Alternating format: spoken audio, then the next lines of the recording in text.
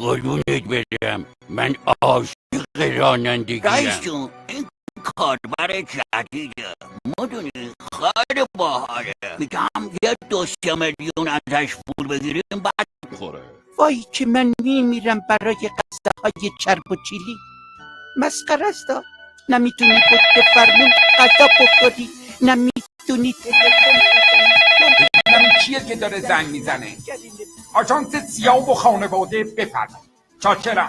آدرستون، محلتون، کوچه‌تون، شمارتون، در خونتون، خونه همسایتون. چه رنگی بود؟ آبی بود؟ قرمزته؟ آبیته؟ چرا پرت و پلا میگی؟ نه بابا اینجا که قنادی نی. اینم عوضی گرفته. هوتن واقعا راست میگی ها. چی شده؟ نکنه خدایی نکرده واسه حسینی اتفاقی افتاده. اینجوری عزیز منو میکشه. واسه 2 سوته اومدم.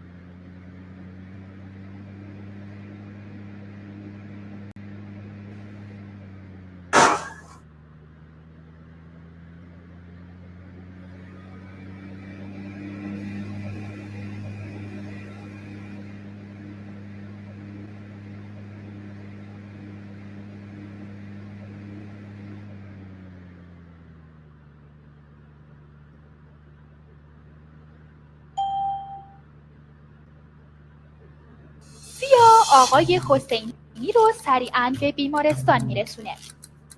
از غذا در بیمارستان یکی دیگه از اموای سیا که پزشک معالج آقای حسینی هم هست رو می‌بینیم.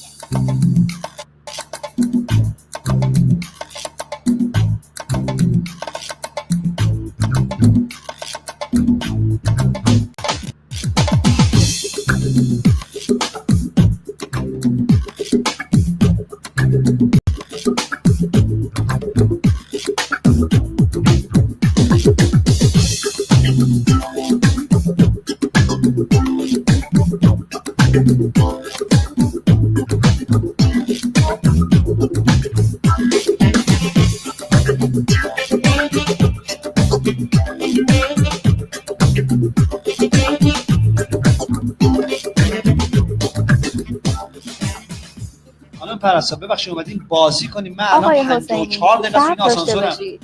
شما دکمه بالا رو بزنید میایم پایین طبقه چند بعد ما پیاده شیم اینو به من بگید، من خودم دکمه رو میزنم. طبقه 16. 16 اصلا این کلا 6 طبقه است. طبقه 16 کجا بردید؟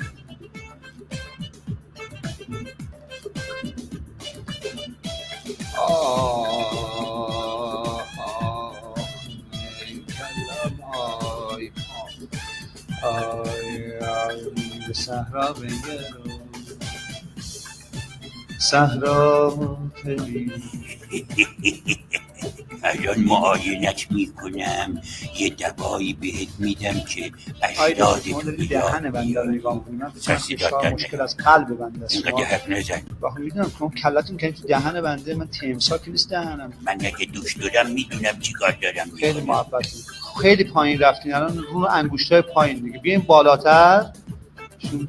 قلب شما نمیدونین کجاست عزیزم؟ ندیدم که ندیدم. چقدر نق میزنی؟ استخوان سندانیت زدی به قلبه. بله ایراد پیدا کردی. مال گوش های داری شما که گوش بنده رو معاینه می‌کنید. بفهمید پایین اینجاست. ما رو بگو چی کار آقای می‌خواستی دکتر بکنی؟ فرمودن که برای هزینه درمان فیش تهیه کنید. سیا باید به حسابداری بیمارستان بره و از هزینه‌های بیمارستان با خبر بشه. وای که بیچاره شدم آخه من پول ندارم. آقا سیا، آقای حسینی که بیمه نشده. حسابداری گفته که هزینه‌اش بالای 1,000,000 تومان میشه. نقداً پرداخت می‌کنی؟ بعد از فهمیدن هزینه سنگین بیمارستان، سیا چاره‌ای نمی‌بینه جز اینکه سریعاً مسئولیت درآمدزایی رو به عهده بگیره و چاره درمانی برای آقای حسینی فراهم کنه.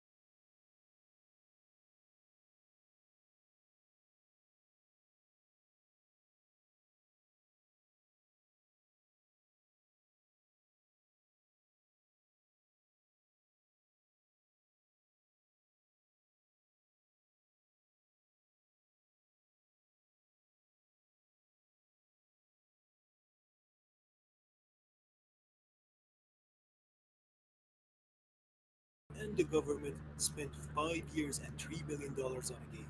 It's called Driving in Tehran, and here's the rabbit hole that opened beneath it. Let's begin. It's 2005 in Iran, and news are breaking out about an upcoming major game release made by the traffic police. The trailers were being showcased on TV, featuring popular actors and characters, which built up massive hype around it. The main goal of the game was to teach traffic laws and promote safe driving. It was made by the traffic police after all, and they contracted a company called SRP to develop it. Sounds like a simple project, but the head of SRP, Dr. Sami, had much bigger ambitions. He wanted Iran and his company to enter the video game industry big, and he would do that by first making his own game engine, which took over 2 years and $2 million of taxpayer money to develop. Still, it wasn't enough, so he convinced 10 other companies to sponsor his game. He raised over $1 million this way and spent the next 3 years making the game. This was the official story, and it was looking good. 70 people spent 500,000 hours on the game and recreated one of the Tehran's 22 districts with advanced traffic AI and physics, totaling to over 10,000 lines of code. I'm sure they made millions. The game would eventually come out with a price tag of $5, which was a lot. Iran is a country where piracy is legal. People were used to buying pirated game discs for $1 or $2, and SRP knew this, so they implemented 2 layers of DRM into the game, with the first one being the government. Dr. Sami basically threatened people who would attempt to crack the game, saying they'd be dealing with the police, talking about morals and advocating for copyright law, while hypocritically using unlicensed FIFA 98 soundtrack in the trailer. On top of that, the game would require an activation code linked to your computer's ID and only accessible through either telephone or their website, which wasn't even up at the time, and the phone line was consistently busy during the launch week. The game would eventually be cracked at some point, and here it is. The main menu offers us with 2 paths that lead to 5 different endings, so here's the story. This guy owns a taxi company where his employees consisting of Sia and Hutan families. The Hutan family are the good guys. They get paid minimum wage to make this guy lots of money. The Sia family, however, is more ambitious. They feel like they're not compensated for years of hard work at the taxi company, so they decide to meet the owner in the countryside and discuss business. It's all going well until Sia decides to shamelessly plug one of the game's sponsors into the conversation, which is his Dark Piss soda company.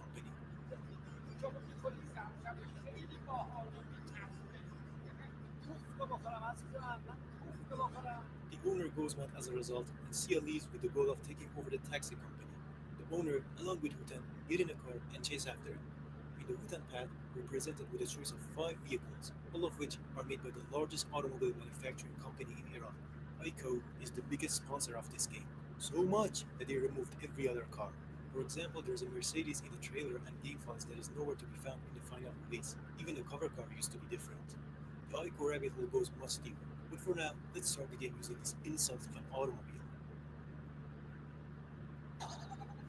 This is just the beginning. The gameplay speaks enough of the car handling. They crank the gravity all the way up, which in racing games is a lazy move to make the cars more stable, and even that is not enough in this game. But considering these cars are made by Ico, I'd say it's accurate. Anyways, you'll see advertisement billboards every 50 meters or so, and these are actually the sponsors of the game. What surprises me is that they somehow convinced the marketing teams of 10 big companies to pay tens of thousands of dollars for a virtual billboard. And this was in 2005 in Iran. They sold NFTs at a time when the average person didn't know what internet or video game means. We reached the end of the level after a minute of driving and move on to the next one.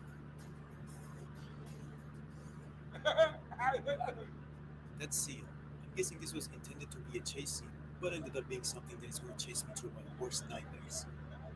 We then reached the taxi company with the game transitioning into the taxi mode. Can you guess which button here starts the next level? Maybe the giant start button? Nope, that actually quits the game. Someone tried to prevent you from witnessing the horrors ahead, but I was unfortunate enough to find the real start button, so here we go. The cutscene doesn't play after the loading. Here it is from the game files. Hutan finds out that Sia and his family took all but one of the taxi vehicles, so instead of reporting them or going after them, he decides to keep working as the dumbass taxi driver that he is. The game basically turns into propaganda, telling you to earn money through legal means and obey traffic laws. But they mean it. In the taxi mode, you cannot go above the speed limit. If you crash the car, you lose money. If you break traffic laws, you get fined. But the most interesting thing is what happens when you run over pedestrians. The game crashes. It doesn't reset or show a game over menu, it simply quits. And before it does, it briefly shows up a message saying, you shouldn't play with people's lives. This was their idea of a video game. Obey the law, don't kill digital pixels, No fun allowed. They unironically made something that is best described as an anti-video game, and we're not even halfway through. To finish this level, you need to collect 200,000 Tomans through fairs, which at the time would have been worth $200, but right now it's worth 4. Each fare gives you 2,000 Tomans on average, so you need to pick up 100 passengers to progress. If that sounds boring, it gets a lot worse because each car crash costs you money. Not only the car somehow handles worse in the taxi mode, but the traffic cars simply ignore your existence and crash right into you. That's simulation. Okay, just keep an eye out for traffic and invisible objects, but that's not easy with the game's tiny field of view and render distance. It's like the original Driver that came 7 years before this game, and that game had sizable cities. Here, you get like 2 short streets of Tehran. That's less than 5% of the district that they promised to recreate. 1.5 million photos taken. Let's check that claim. Well, they did the bare minimum of turning those photos into textures, and then carelessly slapped them on 2D sprites with zero lighting. As a result, the game barely feels 3D. It's half-assed, and some alleyways are straight up skipped. Still, this is the only part of the game where you can see a small trace of effort, and I don't think it came from SRP, but rather another company who was closely tied to and funded by the police. They made all the animations for the game and probably borrowed parts of the city from their other projects. They even got to reference the game in one of their future animations.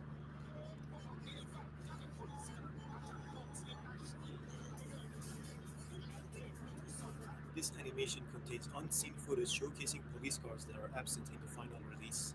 There are actually unused voice files related to police chatter, and they are hilariously awful since they didn't have voice actors.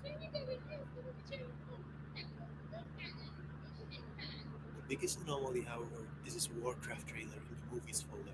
Alongside it, there are much better looking renders that make you question what went wrong. We'll get to that, but for now, we need to collect $4 to progress. But if you get fined a total of $12 instead, you get a bad ending. Not only you can randomly get fined, but the traffic law isn't exactly clear in the game, which you know was the whole point of it. You can buy back the Sia family after collecting $4. The ending cinematic is just a generic scene with text written on top of it, and the audio is completely messed up. In the bad ending, Sia will open up a new taxi company, which will bankrupt yours. Very sad. Anyways, we still have to play as Sia in the other story branch. So after taking over the taxi company, Sia gets a phone call. Apparently, the owner of the taxi company is in bad health. Sia has a sudden change of heart and rushes over to help him. Just don't ask how he got his hands on an ambulance or how the character models look. If you're too late, the owner dies, cry emoji. But otherwise, you'll need to pay 1 million Tomans in hospital fees since the owner doesn't have insurance. Funnily enough, 2 of this game's sponsors are insurance companies. They filled half the game with advertisements but forgot to mention them when they had the perfect opportunity. And guess how you're going to save up the money? Yeah, it's the same thing as before, with 5 times the amount. If only there was a faster way, but they removed the bad ending from this path. Here's the cutscene from the game files.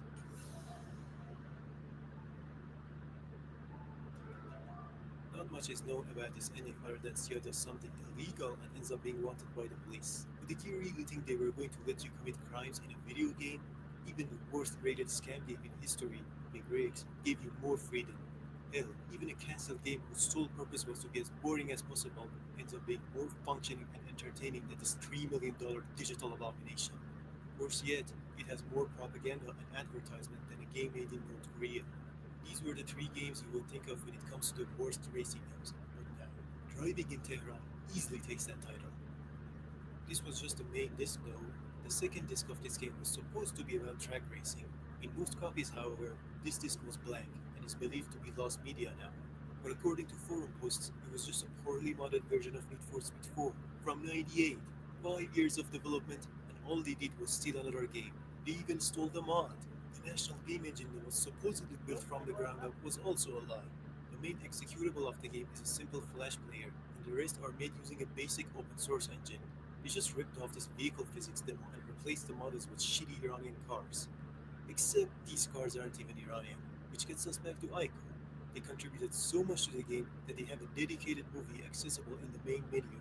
It's basically just a long advertisement showcasing their achievements, but let's look at them, shall we? They started out by making Hillman arrows in the 60s. Hillman, however, is based in Britain. Now in the 90s, they started manufacturing various models of Peugeot. Peugeot, however, is a French company.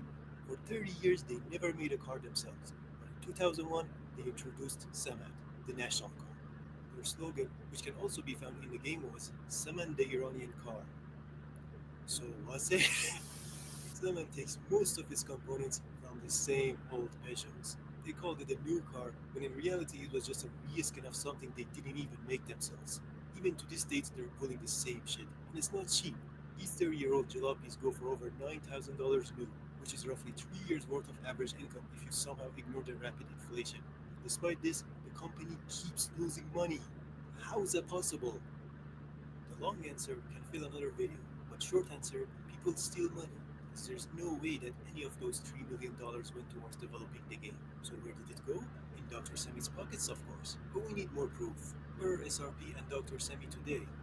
Aside from forum discussions, here's every website that has an article about driving in Tehran. The first one is written by one of the biggest Iranian news publications, and it's entirely false.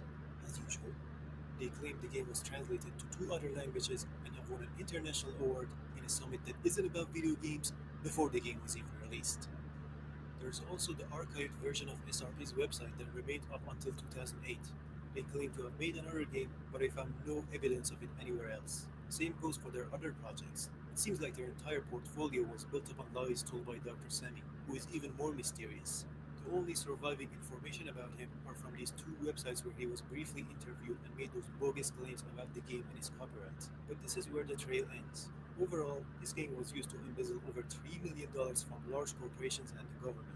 And to this date, no one knows anything about it. Don't look at me, this was just your average video laughing at bad games. But it fell way deeper. As it turns out, SRP's address is publicly available, so I thought to pay a visit. It went horribly. At first, the building seemed to be a medical clinic because it had a plaque with doctor names written on it. I took these photos and I was just about to have another look around until the door opened. The guy came outside and asked me if I was looking for someone. I told him I was looking for Mr. Sani, but must have gotten the wrong address. He then started asking why I took photos of the building and then called his brother to come down as well. After realizing he wasn't about to give up, I turned on my phone's background recorder. He's right. I started taking a video of the building as soon as I entered the alleyway, then came closer to take a photo of the plaque. And they knew all of these. They demanded ID and kept questioning me about the photos, which was weird. Even in Iran, it is legal to take photos of public spaces, but they weren't really making sense. And nor was I due to panic, which is probably why they let me go so easily in the end, but not before forcing me to delete the photos I took, which I later recovered anyways. If you want full details, this whole encounter is on my second channel, but let's break down the important points. First, they had me on their CCTV the moment I entered a public alleyway. Why? Second, the response suggests that SRP is still operating in that building, but I didn't dare bring it up again. Third, why did they want my photos removed when literally anyone can check out the building from the outside? Finally, they had their names on a plaque beside the door, so I looked them up and, yeah, one of them is registered as a general doctor and the other is a dentist. The reported addresses are outdated, but they used to be just a few buildings away from each other.